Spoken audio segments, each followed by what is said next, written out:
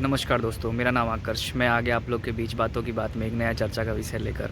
Ads. जी हाँ, हाल ही में 1 दिसंबर को हम विश्व एड्स दिवस के रूप में मनाते हैं। तो मैं आप लोग के बीच एक डेटा लेके आया हूँ कि हमारे भारत में लोग एचआईवी और एड्स से कितने लोग पीड़ित हैं और क्या है इस पे कैसा इलाज चल रहा है, कितने लोग के ऊपर दवा दिया जा रहा है और दवा नहीं दिया जा रहा है। इसका मैं एक डेटा लेके आप लोग के बीच आया हूँ। तो मैं आपको बताना चाहूँगा कि अभी भी भारत में जो 25.61 लाख लोग ऐसे हैं जो एचआईवी वायरस के साथ ही अपना जीवन यापन जी रहे हैं, डेटा बताता है।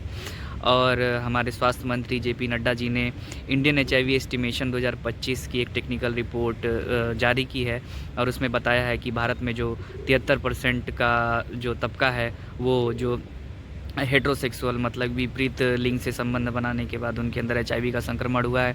और जो हमारे भारत में 11% का ऐसा तबका है जो इंजेक्टेबल ड्रग्स लेके एक दूसरे के अंदर एचआईवी का संक्रमण फैलाया है। और तीसरा तबका मैं बताऊं तो 5% की जो जनसंख्या है, 5.5% की जनसंख्या है वो ऐसी है जो होमोसेक्सुअल बाइसेक्सुअल की जनसंख्या है, जो समलैंगिक लोग हैं, वो एक दूसरे के साथ बिना प्रोटेक्शन के साथ संबंध बनाते हैं और उसके बाद एचआईवी फैल जाता है। जो आगे हमारा जो 3% का जो मामला है वो वर्टिकल ट्रांसमिशन का है, मतलब कि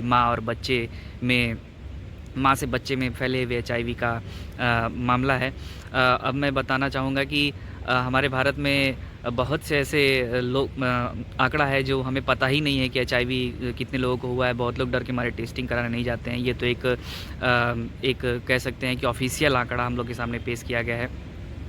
इसके आगे मैं बताऊं तो हमारे भारत में 2010 से लेके 2024 के बीच में एचआईवी इन्फेक्शन 48% की जो है कमी देखी गई है।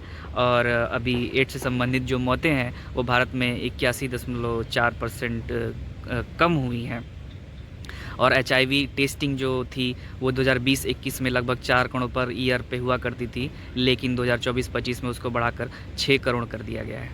और इसी तरह हमारे भारत में जो एचआईवी से जितनी सबसे ज़्यादा जो मौतें हो रही हैं वो राज्य जो मैं बताऊं तो आपको चंडीगढ़, पंजाब जैसे, अरुणाचल प्रदेश जैसे, मिज़ोरम, नागालैंड, मणिपुर जैसे जो जगह हैं, यहाँ पे जो एचआईवी एड्स से होने वाली मौतें हैं जो वो सबसे ज़्यादा है।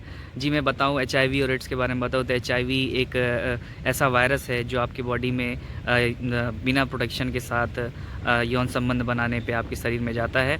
एचआईवी का मैं फुल फॉर्म बताऊँ तो ह्यूमन इम्यूनो डेफिशिएंसी वायरस होता है। यही वायरस आपके शरीर में जाता है और जब ये ज़्यादा बड़ा रूप लेता है तो वो एड्स बन जाता है, मतलब एक्वायर्ड इम्यूनो डिफिशिएंसी सिंड्रोम।